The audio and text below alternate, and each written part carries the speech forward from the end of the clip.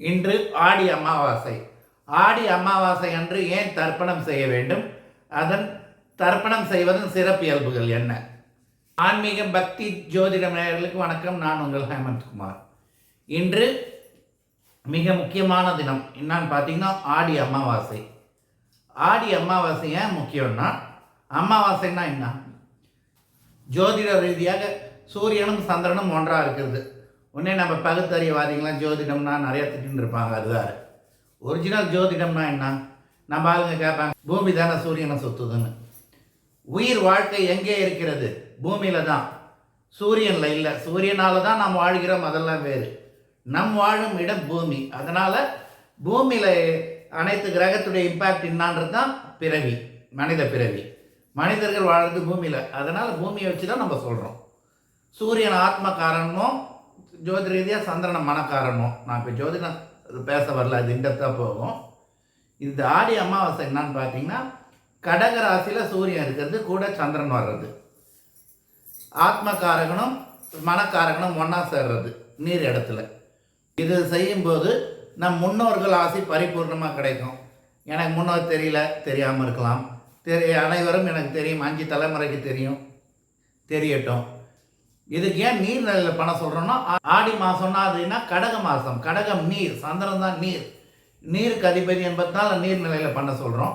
அதனால தான் பெரும்பாலான நீர்நிலைகளில் ஐயருங்க உக்காந்துட்டு இருப்பாங்க, அவங்க பண்ணுவாங்க. இல்லை சில இடங்கள் ஐயருங்களாட்டி மூத்தவரை வைத்து கூட பண்ணுவாங்க.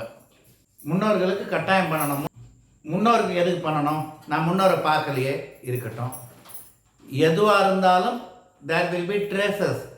கர்ம ரீதியாக சொல்லப்போனால் முன்னோர்கள் தான் நம்மை பூமியில் பிறக்க வைத்தவர்கள், நம்மை வளர்த்தவர்கள், அனைத்தும் காரணமாக இருக்கவங்க. சயின்ஸில் சொல்லப்போனால் வி ஆர் த டிஎன்ஏ. நம்ம யார்? அவர்களுடைய DNA. We are from the DNA. அவர்களுடைய டிஎன்ஏலேருந்து தான் நம்ம வந்திருக்கோம்.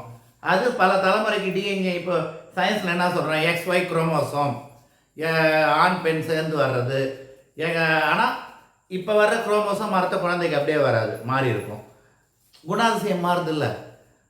அதே மாதிரி பார்த்திங்கன்னா அடுத்த தலைமுறைக்கு வேறையாக இருக்கும். ஆனால் ஒரு 7-8 தலைமுறைக்கு இந்த குரோமோசோம் வருதுன்னு சயின்ஸில் சொல்கிறாங்க. இந்த சயின்ஸ்லேயே இவ்வளோ தூரம் சொல்ல வரும்போது நம் ஞானம் அதை விட தாண்டியது. அப்போ நம்ம கிட்ட இருக்க டிஎன்ஏ RNA எல்லாம் யாருது? நம்ம முன்னோர் தோணும்போது காலமடைந்த முன்னோருக்கு நாம் செய்யும் இந்த திதிகள். இந்த மாதிரி சூழலில் ஆடி அமாவாசை, சந்திரன் நீர், பூமியில் நீர் இல்லாட்டி எதுவுமே கிடையாது. அந்த ஆடி அமாவாசை அன்று நம் நீர் ஸ்தலங்களில் அல்லது சில இடங்களெல்லாம் ஆஞ்சநேயர் கோயிலெல்லாம் ஐயருங்க இருப்பாங்க, மக்கள்லாம் போய் பண்ணிட்டு இருப்பாங்க. அந்த மாதிரி குறைந்தபட்சம் நம் முன்னோர்களை நினைத்து திதி கொடுப்பது திதி என்பது எள் இல்லாமல் கிடையாது. ஏன்னா உயிர் ஸ்தாரகன் யாரை சொல்லுவோம்? சனி. எல் கர்மத்துக்கு சொல்லுவோம்.